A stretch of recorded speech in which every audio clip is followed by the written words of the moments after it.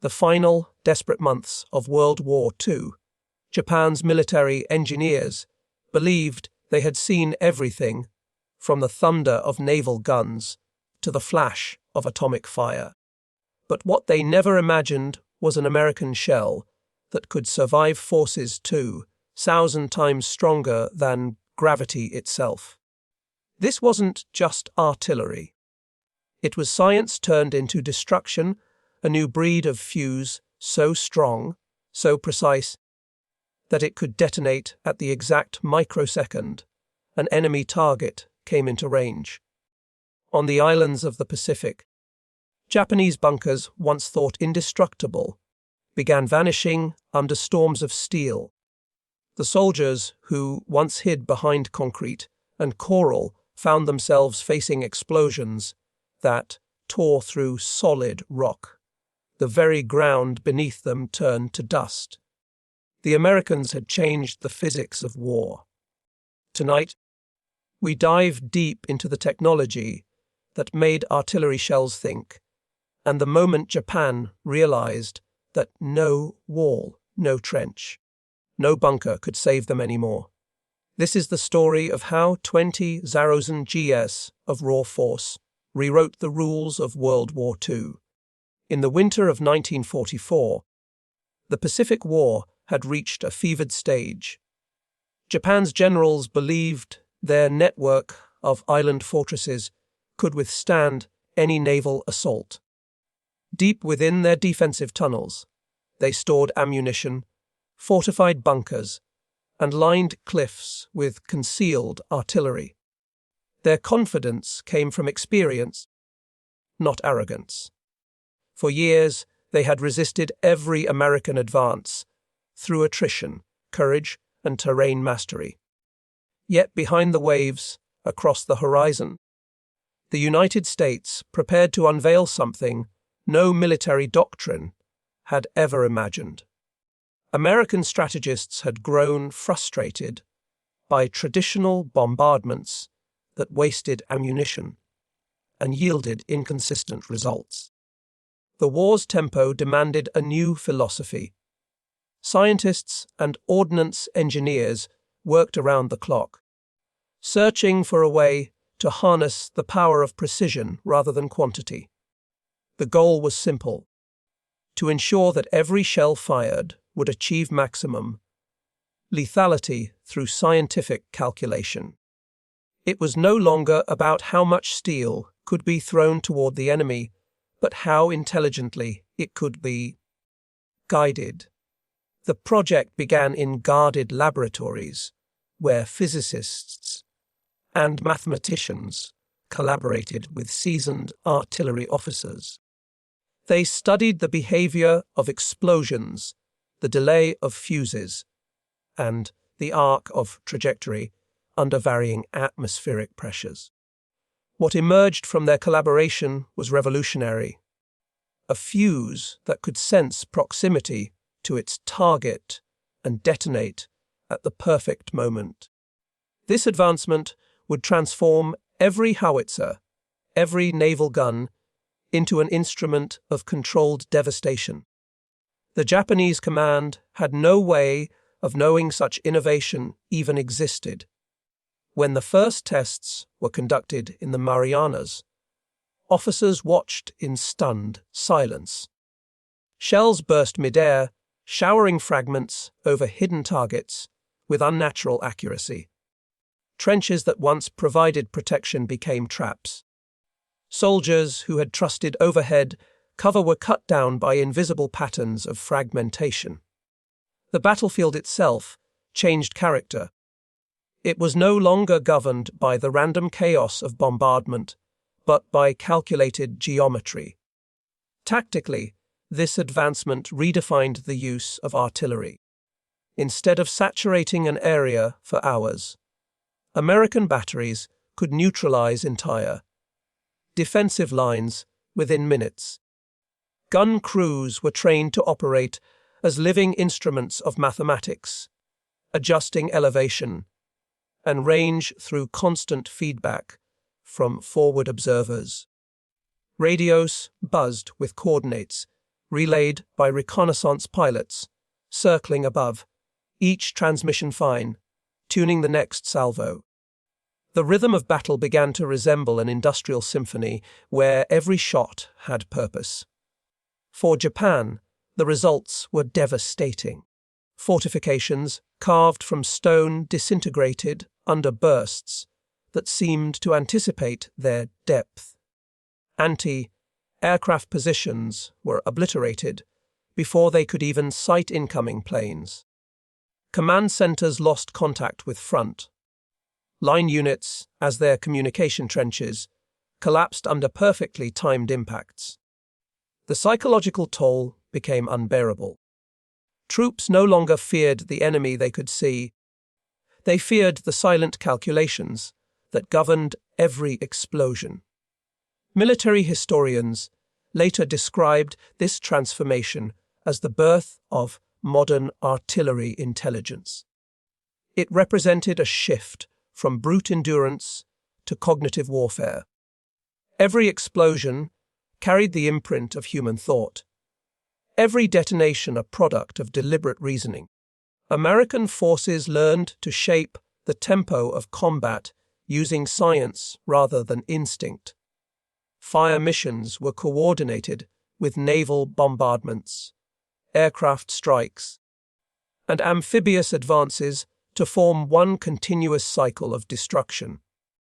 This integration of knowledge and firepower achieved what brute force alone could not. Defenses once designed to absorb punishment simply vanished under the weight of precision. The Japanese military's reliance on fortification and concealment, once its greatest strength, became its fatal weakness. Every hidden position now betrayed itself through the faintest signal. A radio pulse, a heat signature, a shadow detected from above. In the aftermath of each engagement, Allied survey teams documented the effects with clinical detail. They measured crater depth, fragmentation spread, and structure collapse rates. These reports were not written for glory, they were written for mastery. Each observation refined the next operation, creating an evolving doctrine that turned data into dominance. The introduction of the proximity fuse and the mastery of calculated artillery, strikes did more than win battles. It altered the very psychology of warfare.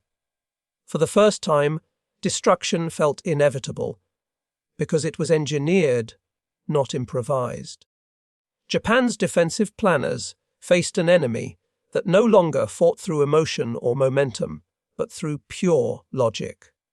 The skies above the Pacific no longer belonged to the brave or the desperate. They belonged to those who could think faster, calculate deeper, and fire with the certainty of science. That was the true awakening of artillery, not in its roar, but in its reason.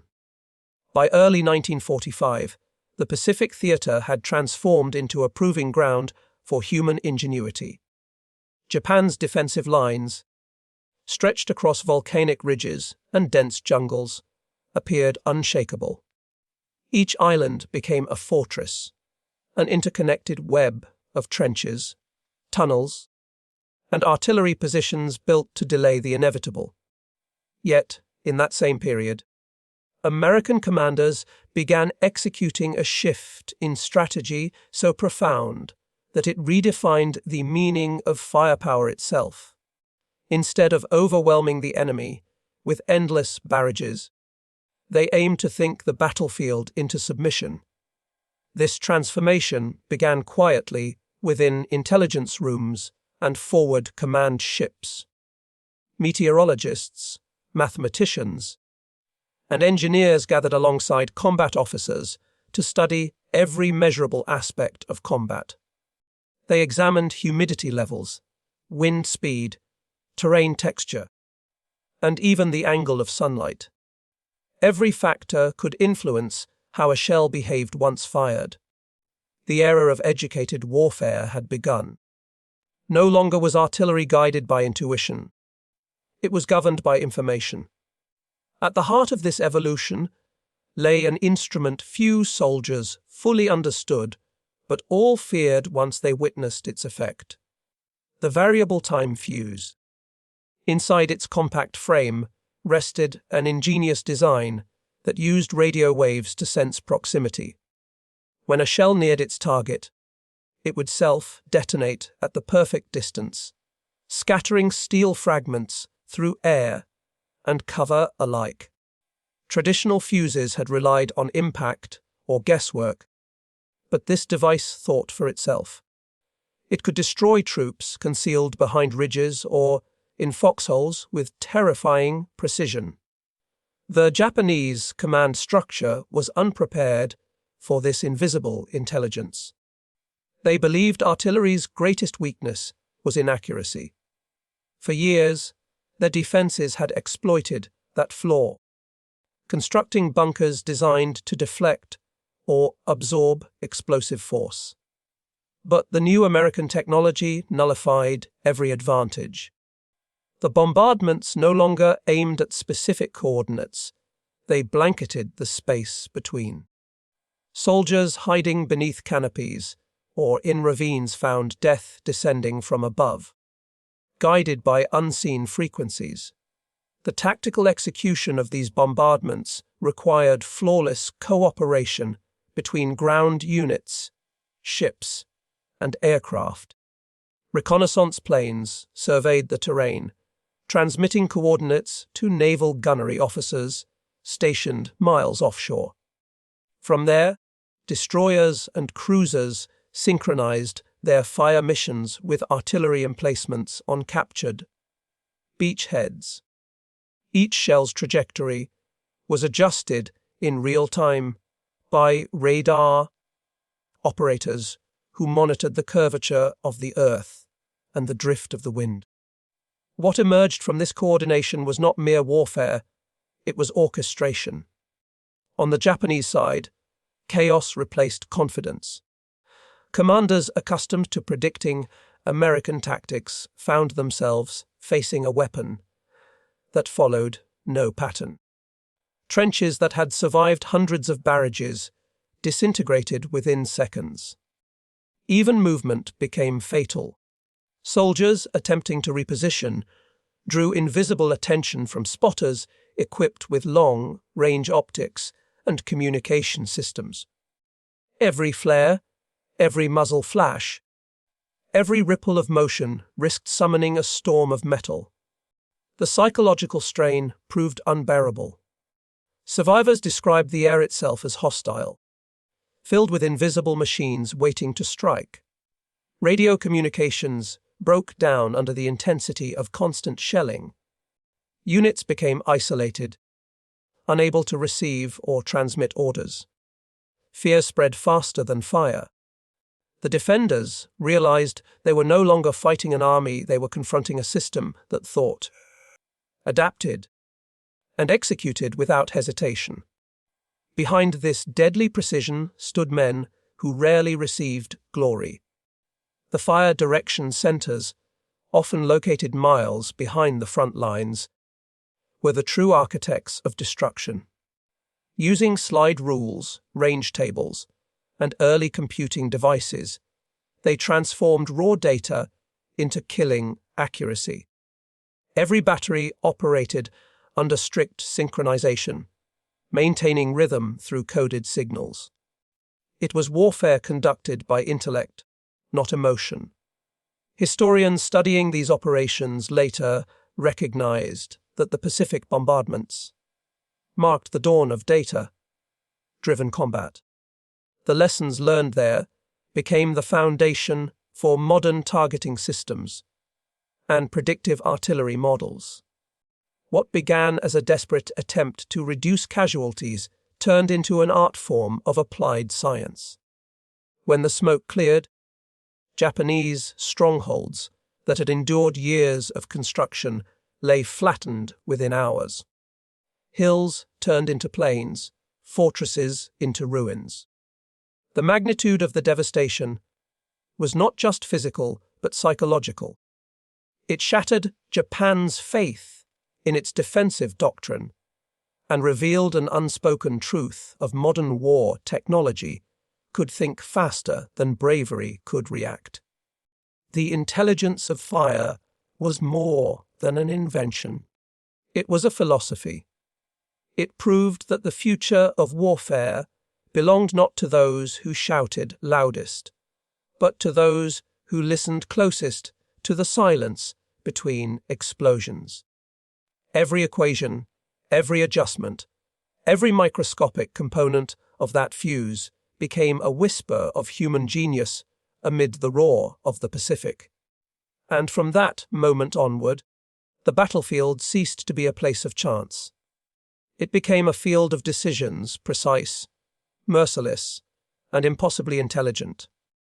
By mid-1945, as the Pacific Campaign reached its blood-soaked climax, Japan's commanders clung to a fading hope that courage could outweigh machinery. The empire's last defensive rings, stretching across Okinawa and the southern reaches of the homeland, represented not just military positions, but a final stand for survival itself. On a humid, moonless night, thousands of artillery pieces, from naval batteries offshore to concealed field guns inland, opened fire in alternating sequences that never overlapped completely, but also never stopped. Every 30 seconds, a barrage would erupt from a different angle, creating the illusion of encirclement. Japanese observers could not identify where the main attack would come from. Their communication lines burned under constant shelling. Their runners perished before messages could reach command posts, and the few surviving officers found themselves cut off, unable to coordinate. The purpose was not merely to kill, but to erase thought, to replace discipline with panic. American intelligence had studied the patterns of Japanese response for months, discovering that their units relied heavily on audible signals and vocal commands due to limited radio capability. The night-long operation exploited that weakness mercilessly. Each round that landed disrupted command rhythm. Each shockwave drowned the orders shouted across trenches.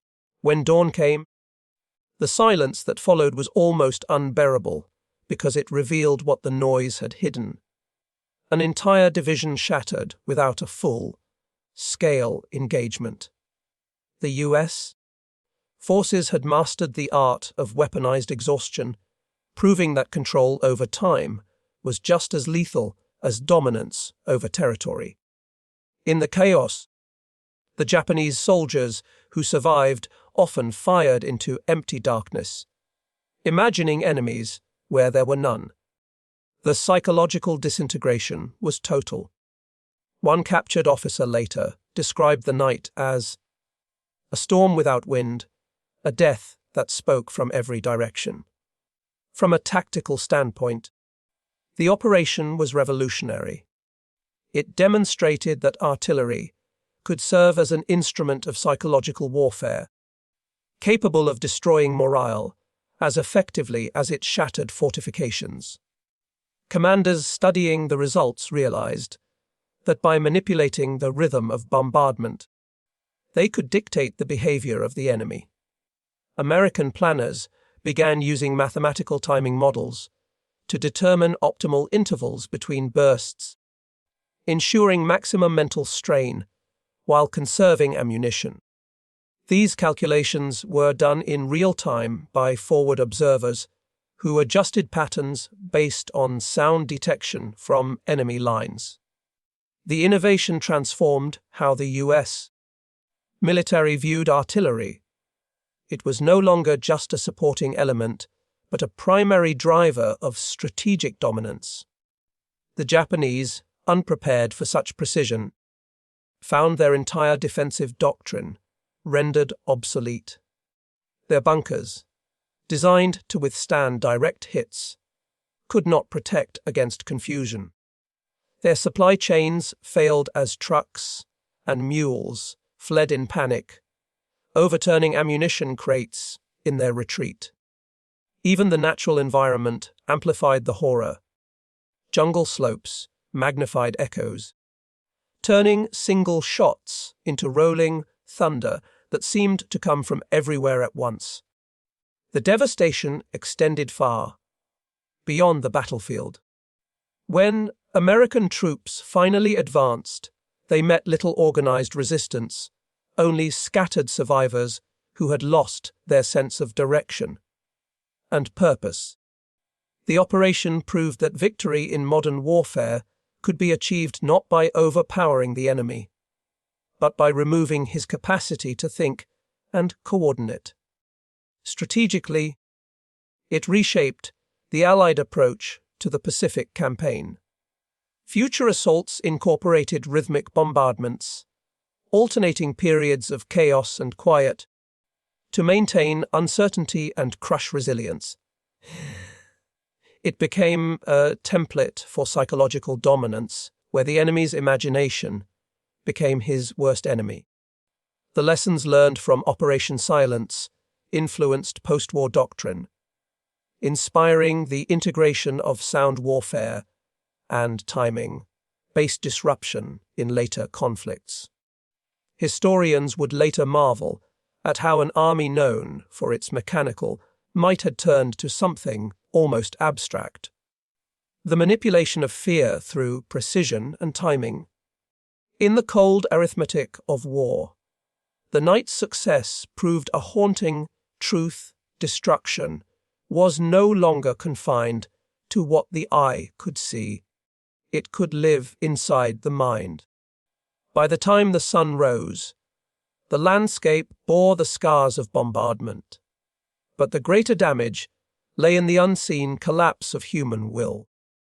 America's mastery of time and tempo had rewritten the psychology of battle, proving that in the modern age, silence was not the absence of sound, but the echo left behind after every hope had been obliterated. In the last phase of the Pacific Campaign, the American war machine reached a level of synchronization and destructive power that no army in history had ever achieved. And Japan would become the unwilling test ground for this culmination of precision warfare. The U.S. command had concluded that, to force a surrender without invading the home islands, it needed to dismantle every defensive layer in the Japanese perimeter by using sheer intensity and relentless coordination. This was not a random assault, but a calculated symphony of land, sea and air power operating with mathematical precision. Naval vessels lined the horizon, their massive guns angled toward coastal fortifications that had once been thought impregnable. The air above swarmed with bombers, each carrying payloads designed to ignite, crater, or collapse everything below. The strategy relied on the concept of rolling annihilation, where no single strike was final, but every strike connected seamlessly to the next, creating an uninterrupted wave of destruction. American engineers had even adjusted artillery trajectories based on atmospheric readings to ensure accuracy across changing wind patterns. And every shell that landed had been plotted days in advance by ballistic computers and field analysts. The Japanese defenders, who had once believed that American artillery could never maintain such precision across vast island distances, now found themselves living inside a continuous storm of high-velocity steel. Entire hillsides melted under bombardment, and defensive trenches filled with soil before soldiers could crawl out. The ground shook so violently that command posts were swallowed by landslides, and communication cables snapped under the strain. In an instant, entire companies ceased to exist, their coordinates erased as if they had never been there. The psychological toll was even greater than the physical ruin. Japanese officers could no longer distinguish between counterattacks and the sound of collapsing terrain, and their artillery pieces fell silent as they were buried beneath the earth they had once defended. From the American side, this was not chaos, but orchestration. Each explosion triggered a chain reaction meant to force Japanese reinforcements into predictable routes where air patrols circled, ready to finish the work with strafing runs. Pilots described the battlefield below as a living inferno where nothing stood still long enough to be targeted because it was already being consumed by the next wave. The operation demonstrated the terrifying efficiency of total coordination between branches of the military, an early manifestation of what would later become the doctrine of joint force warfare. It also marked the moment when technology fully overtook human endurance as the deciding factor in combat. Japanese soldiers who survived described the experience as fighting not against men, but against nature itself. The heat from continuous bombardment warped rifle barrels. The pressure waves ruptured eardrums, and oxygen levels dropped in sealed bunkers, turning shelters into tombs. Even veteran officers who had fought since Manchuria admitted that nothing in their experience could prepare them for the sight of mountains dissolving into dust. American strategists observed the results with grim calculation, realizing that they had effectively turned terrain into a weapon. The earth itself had become complicit in their assault, magnifying shockwaves, collapsing tunnels, and amplifying destruction beyond what human intention could control. The aftermath was a wasteland so unrecognizable that aerial reconnaissance struggled to identify original landmarks. Roads had vanished, forests turned to ash, and rivers ran black with soot. The Japanese defense network had not merely been defeated, but erased. This event became the defining symbol of America's overwhelming artillery supremacy and its capacity to merge precision with devastation. It reshaped the doctrine of warfare, teaching future commanders that mastery over terrain, weather, and timing could render even the strongest defenses obsolete. For Japan, it was the moment when faith in traditional resilience finally broke. Every lesson in endurance, every code of honor, every belief in unyielding defense was buried under the same soil that once gave them courage.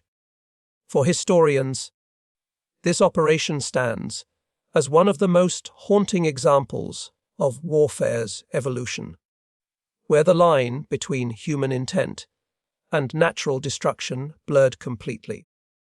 The Americans had not only conquered the battlefield, they had learned to command the very forces of the planet against their enemy. It was warfare elevated to an elemental scale, and in its aftermath, silence returned not as peace, but as a reminder of what happens when the earth itself becomes a weapon of war.